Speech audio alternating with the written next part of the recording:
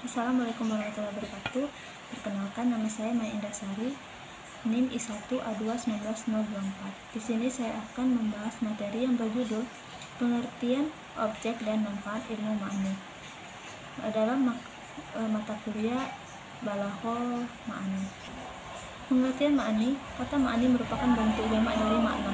Secara bahasa, berarti ilmu yang berkaitan dengan maksud atau makna. Para ahli ilmu bayan mendefinisikannya sebagai pengungkapan melalui ucapan tentang sesuatu yang ada dalam pikiran atau disebut juga sebagai gambaran dari pikiran. Sedangkan menurut istilah ilmu ma'ani, ilmu untuk mengetahui ihwal lafaz bahasa Arab yang sesuai dengan tuntunan situasi dan kondisi.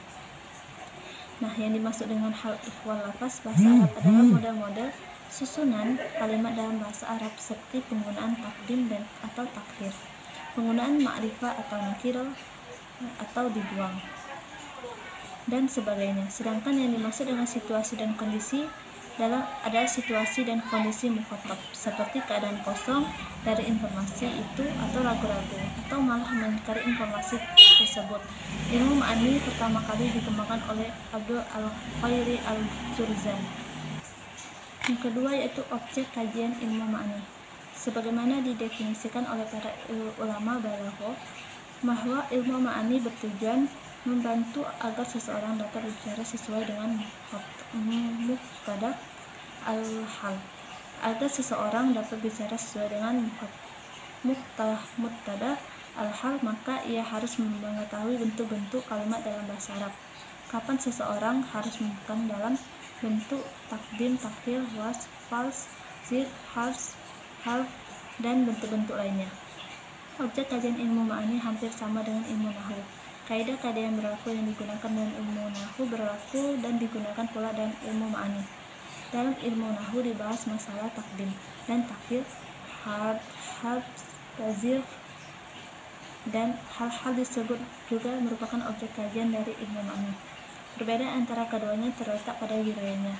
Ilmu nahwu lebih bersifat mufrad, berdiri sendiri tanpa terpengaruh oleh faktor lain seperti keadaan kalimat-kalimat di sekitarnya. Sedangkan ilmu ma'ani lebih bersifat tarkibi, tergantung kepada faktor lain.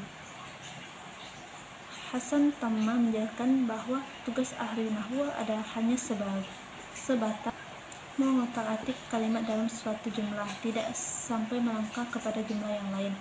Kajian dalam ilmu ma'ani adalah keadaan kalimat dan bagian-bagiannya. Kajian yang membahas bagian-bagian berupa musad ilahi dan fi'il mu'attalaq. Sedangkan objek kajian dalam bentuk jumlah meliputi fals, wals, ijaz, ithnat, dan musawwah. Kalimat dalam bahasa Arab disebut al-jumlah. Dalam kacamata ilmu nahwu dan dari sisi takrib, al-jumlah itu terdiri dari jumlah macam, yaitu jumlah ismiyah, kalimat nominal, dan jumlah fi'liyah, kalimat verbal. Dilihat dari segi fungsinya, al-jumlah itu banyak sekali ragamnya. Yang pertama yaitu jumlah ismiyah, kalimat nominal. Pengertian jumlah ismiyah menurut pakar nahwu adalah jumlah ismiyah adalah suatu jumlah atau kalimat yang terdiri dari mubtada dan khobar. Dari segi fungsinya, jumlah ismiyah hanya menetap sesuatu hukum pada sesuatu jumlah. Ini tidak berfungsi untuk tajaddud dan istimrar. Jumlah ismiyah ialah kalimat yang susun dari mubtada dan khobar. Jumlah ismiyah menurut asalnya digunakan untuk menetap sesuatu terhadap sesuatu tanpa memperdulikan kontinuitas dan pembaharuan. Hal ini apabila khobar hanya terdiri dari isim fa'il atau isim maf'ul. Yang kedua yaitu jumlah fi'liyah. Jumlah fi'liyah ialah kalimat yang terdiri dari fi'il dan fa'il atau fi'il dan naib fa'il. Jumlah fi'liyah yang mengandung makna pembatasan waktu, yaitu waktu lampau, sedang, dan akan.